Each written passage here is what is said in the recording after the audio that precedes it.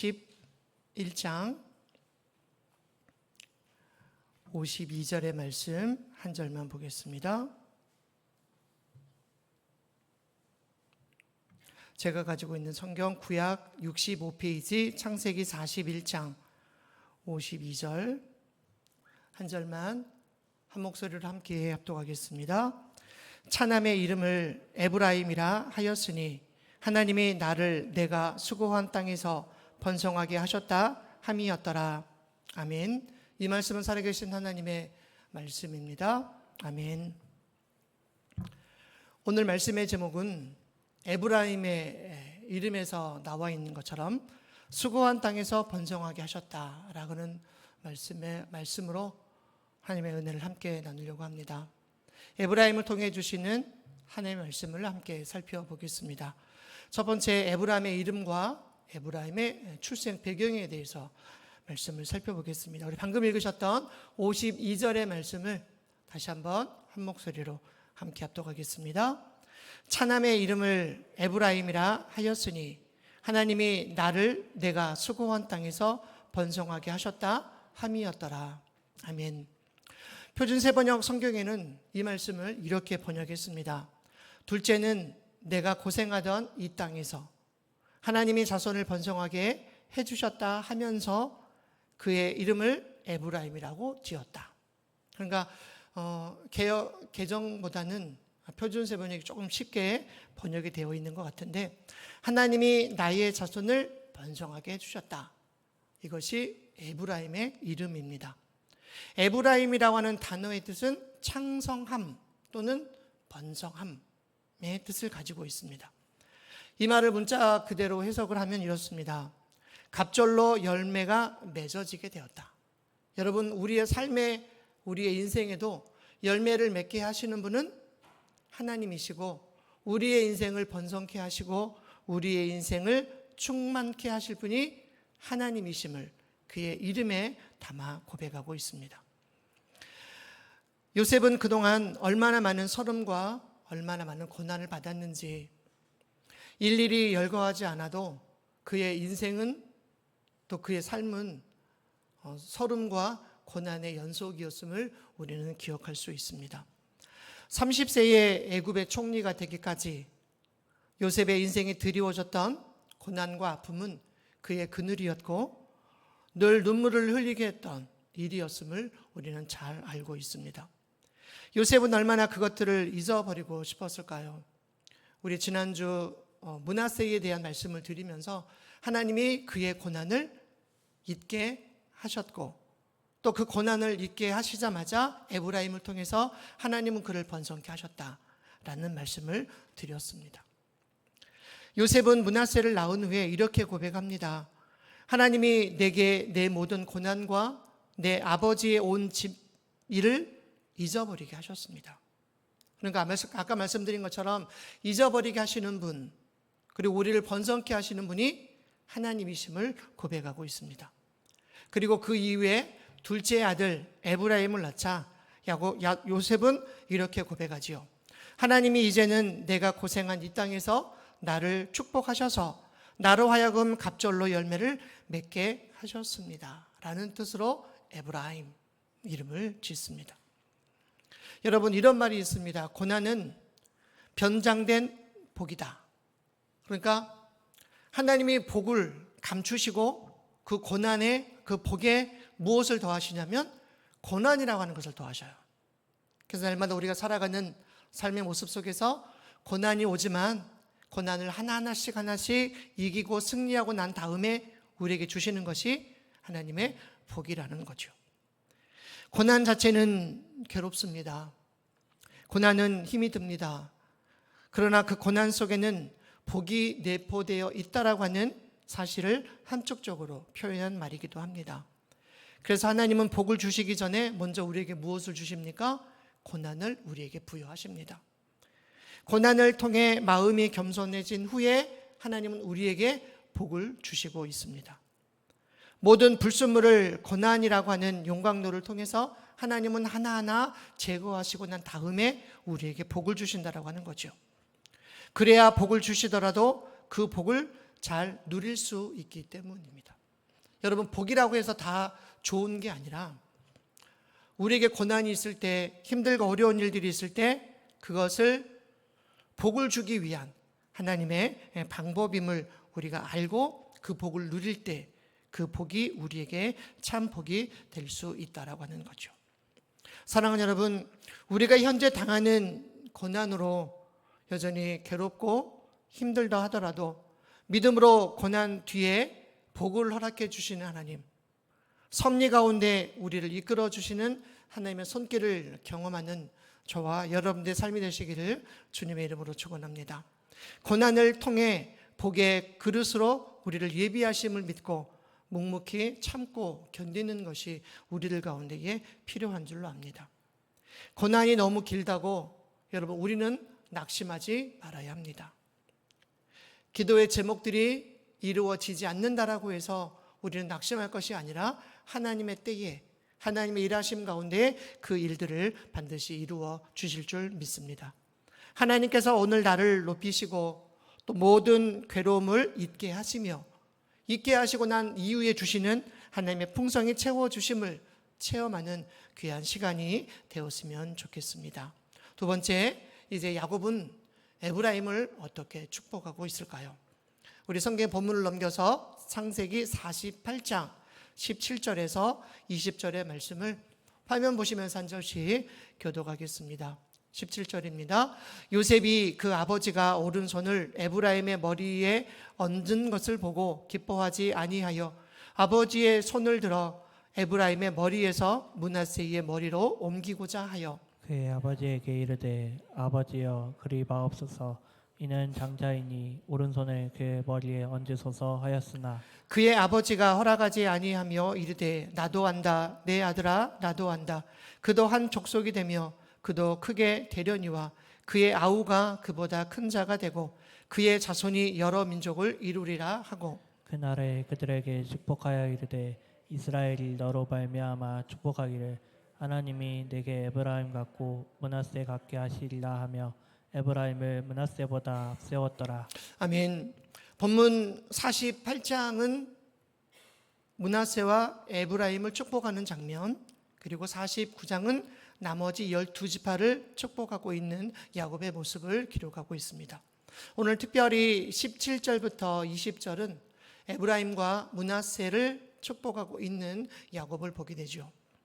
야곱의 축복은 이 과정에서 므낫세와 에브라임의 순서를 바꾸어 야곱이 축복합니다. 여러분, 므낫세는 요셉의 장자이죠. 에브라임은 차자입니다. 그래서 지난번에 말씀드린 것처럼 유대인들에게, 이스라엘 백성들에게 있어서 축복은 어디에 있습니까? 오른손에 있어요.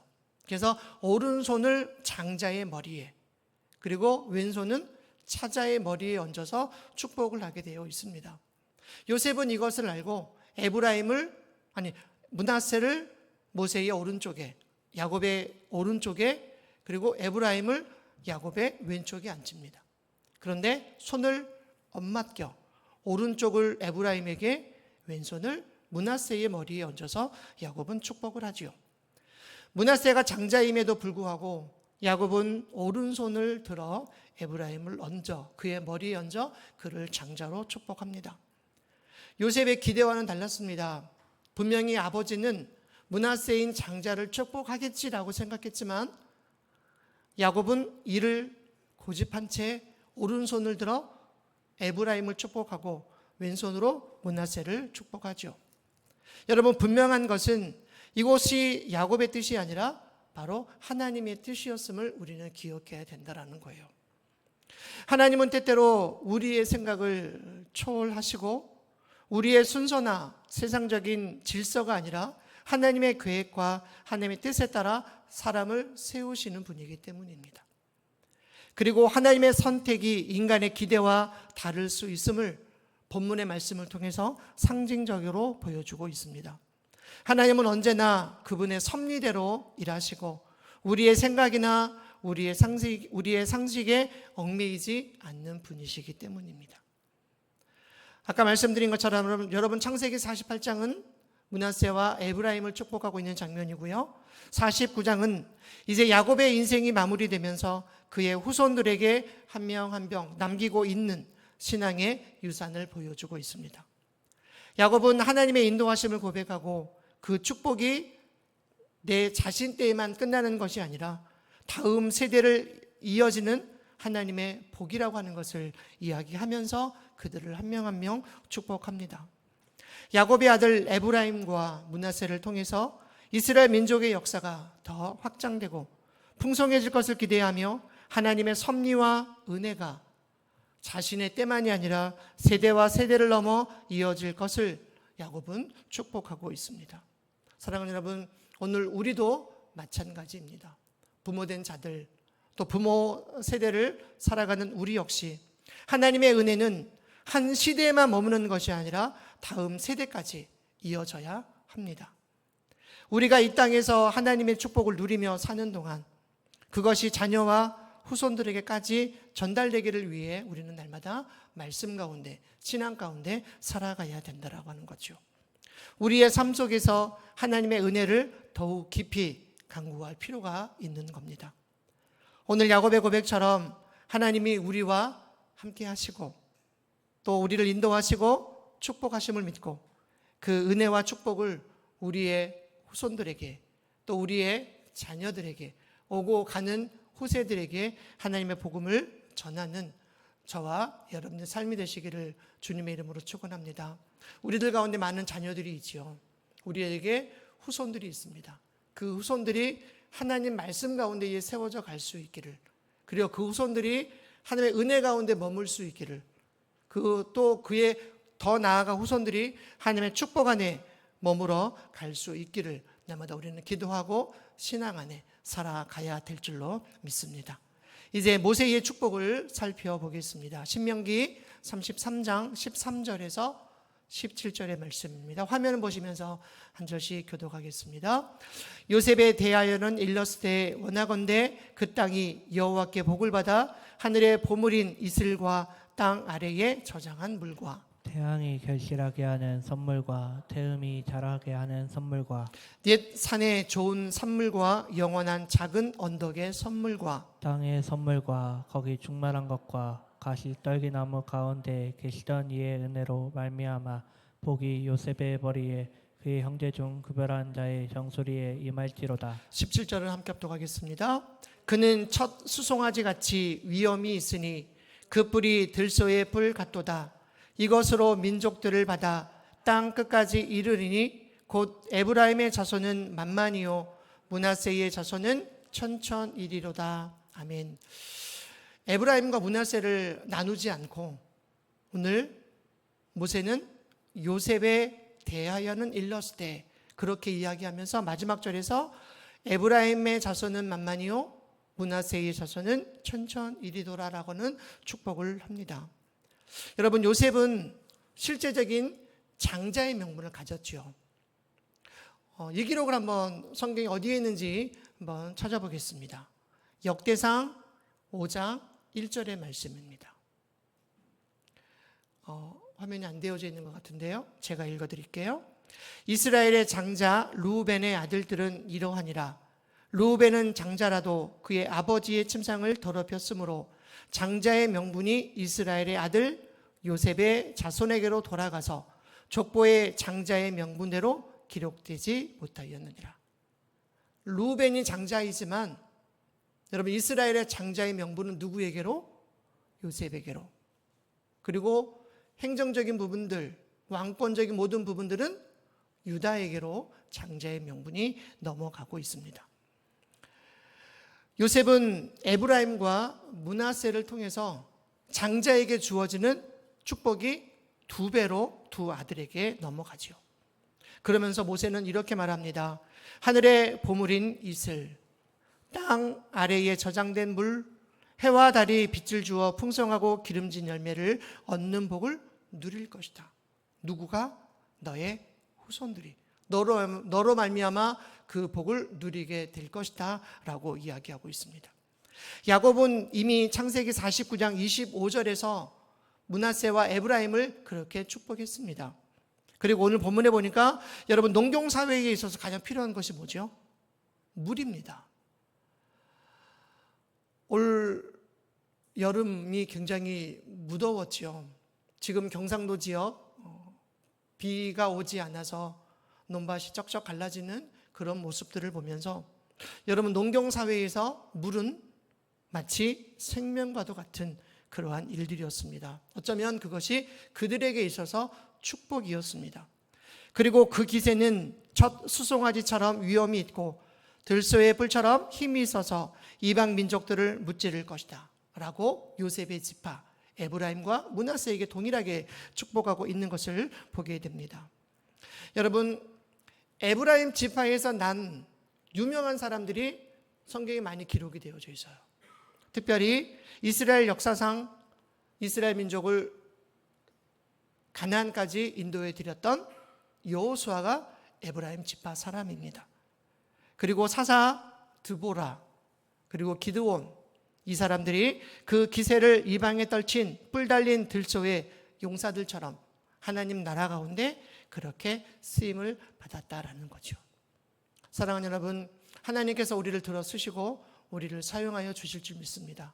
또 우리의 후손들 역시도 하나님께서 우리를 들어 쓰실 때 이 땅에 아름다운 빛을 발하는 믿음의 세대들이 될 줄로 믿습니다. 이제 네 번째, 에브라임 지파를 상징하는 보석에 대해서 살펴보겠습니다.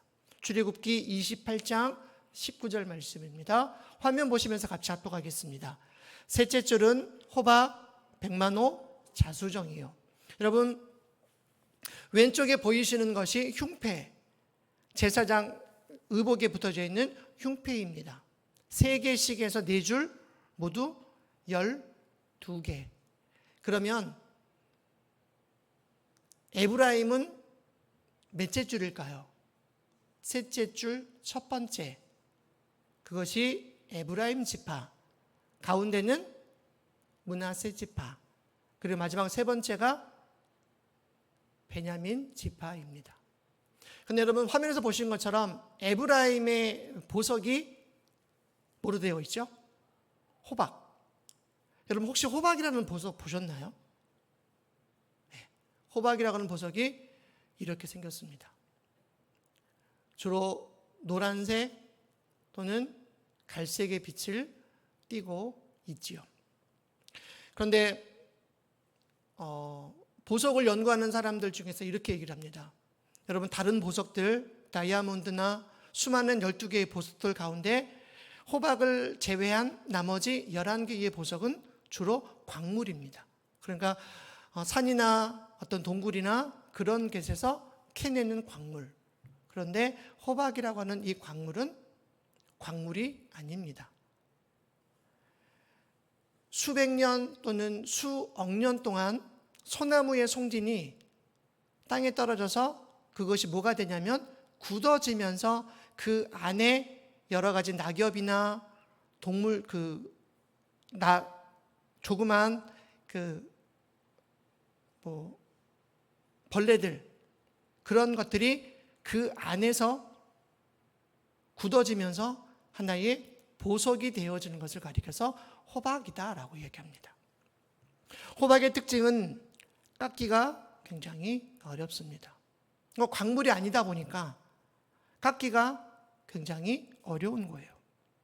오랜 시간 동안 정성을 들여 깎아야 하고, 깎으면 깎을수록 아름다운 빛이 나는 보석으로 이 보석의 의미는 고난 후에 찾아오는 영광이다. 여러분, 오랜 시간 동안 광물이 되기 위해 수많은 고난을 겪었을 거라는 거죠. 예를 들면 조개 속에 발견되어지는 진주. 여러분, 진주가 어떻게 생기죠? 진주는 모래가 들어오면 그것을 자신의 어떤 그 고난과 그런 것으로 깎아서 만드는 것이 진주이듯이 소나무의 송진이 땅에 떨어져서 수백 년 또는 수억 년 동안 광물이 되고 그것이 보석이 되어지는, 그래서 그 안에 아까 보신 화면처럼 벌레나 그런 것들이 있는 보석들이 더 값이 나간다라고 이야기를 해요. 오랜 시간 동안 정성 들여 깎아야만 하고 또 수많은 시간들을 들여야만 아름다운 보석으로 빛이 나는 겁니다. 어쩌면 하나님께서 이 보석을 선택하셔서 에브라임 지파를 상징한 것도 그런 의미가 있지 않나라는 생각을 합니다. 에브라임이라는 아들을 하나님은 주셨을 때 그는 이렇게 고백했지요. 하나님이 이제는 내 고생을 다 잊게 하시더니 이제는 나를 축복하십니다. 고난 가운데 있었던 내 생활, 고난 가운데 있었던 나의 아픔, 그 모든 것들을 하나님 다 잊게 하시더니 하나님은 비로소 나를 축복해 주십니다. 사랑하는 여러분, 인생은 고난이지만 여러분 우리의 고난 후에는 하나님의 축복이 반드시 우리들 가운데에 옵니다. 고난의 밤이 지난 후에는 축복의 새벽이 다가오기 시작합니다. 고난의 밤을 지난 사람들에게 영광스러운 새벽이 주어진다라고 하는 사실을 하나님은 이 보석과 에브라임 지파를 통해서 오늘 우리에게 가르쳐 주고 싶었던 겁니다. 로마서 8장 17절 말씀에 사도 바울은 이렇게 기록합니다. 생각하건대 현재의 고난은 장차 우리에게 나타날 영광과 비교할 수 없도다. 현재의 고난은 장차 나타날 영광과 비교할 수 없습니다. 이것이 주님을 위해 고난받는 모든 성도들에게 주시는 하나님의 사랑의 약속임을 우리는 기억해야 할 줄로 압니다. 이제 다섯 번째, 에브라임 지파를 통해서 배우게 되는 교훈을 한번 살펴보겠습니다. 아까 말씀드린 것처럼 에브라임은 므낫세의 동생입니다. 그러나 그는 형보다 더 존귀하게 쓰임을 받았습니다. 에브라임을 쓰셨던 하나님, 약자를 들어 강하게 쓰셨던 하나님, 그래서 강한 자를 오히려 부끄럽게 하시는 그 하나님은 오늘 우리도 동일하게 우리를 쓰시고 우리를 사용하여 주시는 줄 믿습니다. 때로는 내가 남들보다 좋은 조건을 갖지 못했고 또 내가 남들보다 탁월한 아름다운 것이 없다고 해서 우리는 불평하거나 우리는 낙심할 필요가 없습니다.